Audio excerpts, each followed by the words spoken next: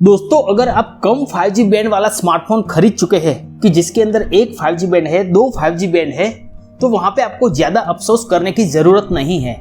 क्योंकि दोस्तों वहां पे जो ग्लोबली एक्सेप्टेड 5G बैंड है जैसे कि N73 जो आपको OnePlus के अंदर, MI के अंदर भी एक ही 5G बैंड ज्यादा देखने को मिला है, N73, वह इंडिया के अंदर जरूर से देखने को मिलेगा, जियो हो, एयरटेल हो या फिर VI हो। और दोस्तों इस बैंड के ऊपर 5G आपको मिडवेव फ्रीक्वेंसी के तहत दिया जाएगा कि जिसके अंदर कवरेज और स्पीड दोनों अच्छी तरीके से एक बैलेंस तरीके से दिया जाता है। लेकिन दोस्तों यहाँ पे एक ही 5G बैंड है तो वहां पे कवरेज के अंदर प्रॉब्लम हो सकता है, क्योंकि दोस्तों 5G अलग अलग 5G बैंड के ऊपर दिया जाएगा और शायद आप ट्रैवलिंग ज्यादा करते हैं तो वहां पे एक 5G बैंड होने की वजह से थोड़ी दिक्कत हो सकती है कि वहां पे 5G कवरेज आपको न देखने को मिले। लेकिन अगर ज्यादा 5G बैंड है, ज्यादातर 5G बैंड है, तो वहां पे आपको 5G का कवरेज अच्छा देखने को मिलता है। लेकिन दोस्तों आप एक ऐसे यूजर है जो साल में एक बार दो बार घूमने जाते हैं, ट्रैवलिंग करते हैं, तो वहां पे आपको कोई अफसोस करने की जरूरत नहीं है। क्योंकि दोस्तों जो एक 5G बैंड वाला स्मार्टफोन है, दो 5G बैंड वाला स्मार्टफोन है, उसके ऊपर भी 5G देखने को मिलेगा, लेकिन कम 5G बैंड होने की वजह से कवरेज के अंदर आपको 5G कवरेज कम देखने को मिलेगा। तो दोस्तों यहाँ पे स्मार्टफोन कंपनियां बेसिकली कम 5G बैंड क्यों देती है? क्योंकि दोस्तों यहाँ पे स्मार्टफोन कंपनियों की एक स्ट्रेटजी होती है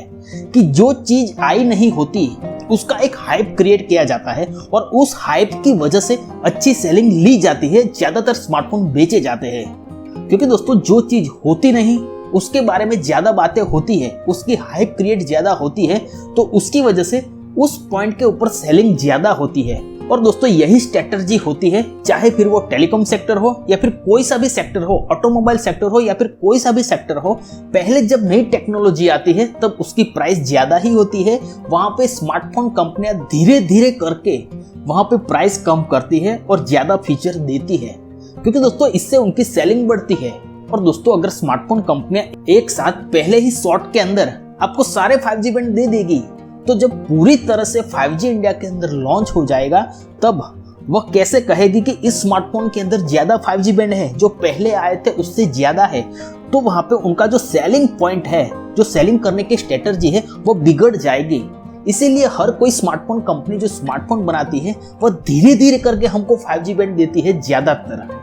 तो दोस्तों जो लोगों ने 5G स्मार्टफोन खरीद लिया है उनको घबराने की कोई जरूरत नहीं है, क्योंकि जो उनको दो या फिर एक 5G बैंड दिए गए हैं उसके अंदर भी 5G उनको अच्छा देखने को मिलेगा, अच्छी बैलेंस और अच्छी बैलेंस स्पीड देखने को मिलेगी। और दोस्तों अगर आप पूछते हैं कि भाई मिनिमम कितने 5G बैंड होने चाहिए,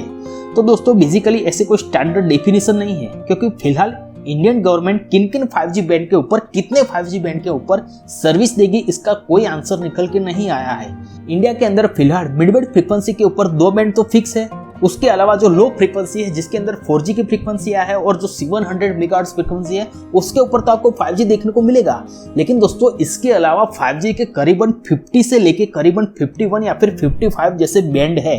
लेकिन इतने सारे बैंड कोई भी कंट्री नहीं देती। लेकिन यहाँ पे अगर हम बात करें तो इंडिया के अंदर शायद हमको 15 या फिर 16 इस तरह से 5G बैंड देखने को मिलेंगे, जिसके अंदर जो 4G फ्रीक्वेंसियां है उसके ऊपर भी जो 5G देखने को मिलेगा, जिसके ऊपर 5G सर्विस दी जाएगी, वह 5G बैंड भी आ जाते हैं। तो इस तरह से अगर आपके स्मार्टफोन के अंदर मिनिमम 5G बैंड है तो वहां पे आपको अच्छा 5G कवरेज देखने को मिलेगा, भले ही वह मिडवेव फ्रीक्वेंसी बैंड हो या फिर लो फ्रीक्वेंसी बैंड हो। वहां पे मिलीमीटर वेव फ्रीक्वेंसी की बात हम फिलहाल नहीं करते, क्योंकि दोस्तों मिलीमीटर वेव फ्रीक्वेंसी बैंड की सपोर्ट अभी तो जो प्रोसेसर आते हैं 5G के उनके अंदर भी कम देखने को मिल रहा है। तो दोस्तों मिनिमम अगर 5G बैंड का सपोर्ट है आपको स्मार्टफोन के अंदर तो आपको अच्छा 5G कवरेज देखने को मिलेगा, क्योंकि दोस्तों ये जो स्मार्टफोन कंपनियां हैं बेसिकली टेलीकॉम कंपनियों के साथ थोड़ा बहुत कोलैबोरेट करके ही काम करती है। उनको भी थोड़ा बहुत पता रहता है कि टेलीकॉम कंपनियां किन किन फ्रीक्वेंसियों के ऊपर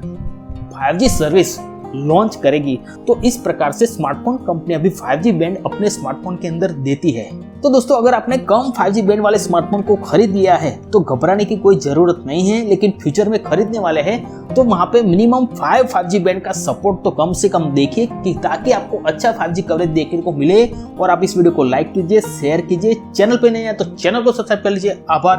धन्यवाद, थैंक यू।